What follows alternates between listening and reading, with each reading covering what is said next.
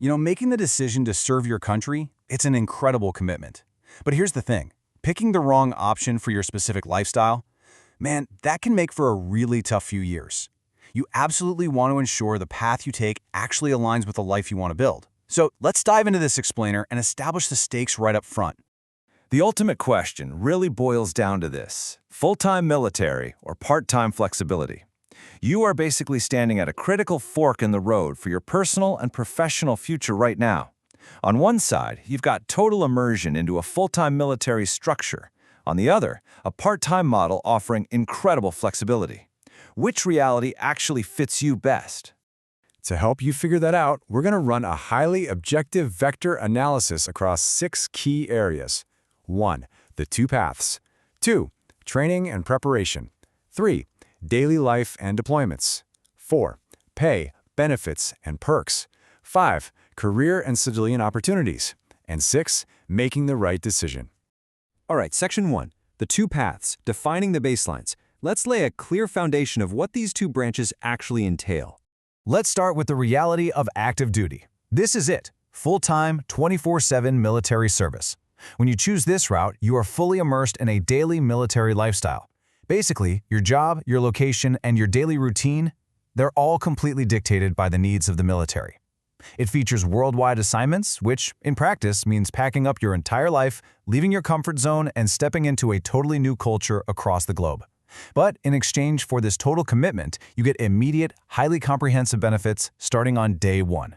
Now, contrast that with the Air National Guard. This is primarily a part-time military commitment. But what makes it truly fascinating is that you actually kind of have 2 bosses. You serve your specific state governor, but you can also be called up by the federal government. Because it's part-time, you have the freedom to maintain a full-time civilian career or, go to college. Your standard military obligation focuses on training during specific drill weekends and a set period of annual training. It's just a completely different rhythm of life. Moving on to Section 2, Training and Preparation, the Shared Pipeline. Now, what's really interesting here is that despite those huge lifestyle differences we just talked about, everyone starts at the exact same starting line. Step 1 is basic military training, or BMT. From there, you move to Step 2, technical school, where you learn your specific job skills. And finally, Step 3 is your follow-on training. And here's the kicker. A part-time Guard member is held to the exact same rigorous, high-stress standard as a full-time active duty member. It literally doesn't matter which path you chose. You sit in the exact same classrooms, undergo the exact same intense training, and are built to the exact same standard. No shortcuts. Section 3. Daily life and deployments, the reality of service. Let's see where things drastically diverge. Okay, so the day-to-day reality is basically night and day. With active duty, you are on a full-time military schedule, often living right there on a military base. You're also subject to PCS, or permanent change of station moves. Basically, the military will literally uproot you and your family to a new base somewhere around the world every few years. The Air National Guard, though, is the complete opposite. It offers massive geographic stability. You get to stay in one location, establish deep roots in your community, and really prioritize a civilian work-life balance, seamlessly integrating your military service right into those part-time drill weekends. And that massive divergence continues right into how deployments are handled.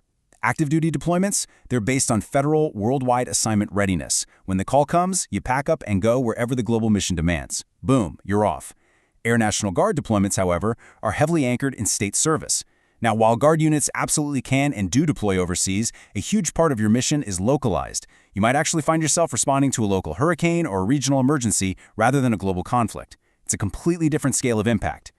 Which brings us to Section 4, Pay, Benefits, and Perks. The financial picture.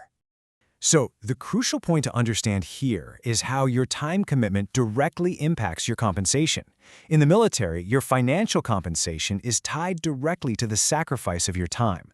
Because active duty is a full-time sacrifice, benefits like base pay, your housing allowance, and comprehensive medical benefits are immediate and continuous. Your GI Bill and tuition assistance, fully accessible right out of the gate. But in the Air National Guard, because your sacrifice of time is part-time, the whole financial ecosystem shifts. Your base pay is prorated just for the days you actually drill or train. Long-term benefits like retirement and the GI Bill are structured differently too. They accrue based on your part-time service points or active time served. Basically, your level of commitment dictates your level of immediate payout. Section 5. Career and Civilian Opportunities. Life beyond the uniform. Whether you choose full-time or part-time, the career acceleration is just massive. Active duty offers intense, structured promotion opportunities within the military hierarchy. But I gotta say, the Air National Guard shines brilliantly when it comes to civilian careers. It allows you to essentially double-dip in experience. You're building military leadership skills while simultaneously climbing the ladder in your civilian job, and the networking potential, it's staggering. I mean, the person serving next to you on a drill weekend might be a local CEO or a police chief. Both paths directly translate into law enforcement careers and highly sought-after federal employment, for sure. But the Guard actively lets you build those civilian networks while you're still in uniform. All right, let's wrap this up with Section 6, Making the Right Decision, Your Personal Framework. It is time to figure out which path aligns with your specific life goals.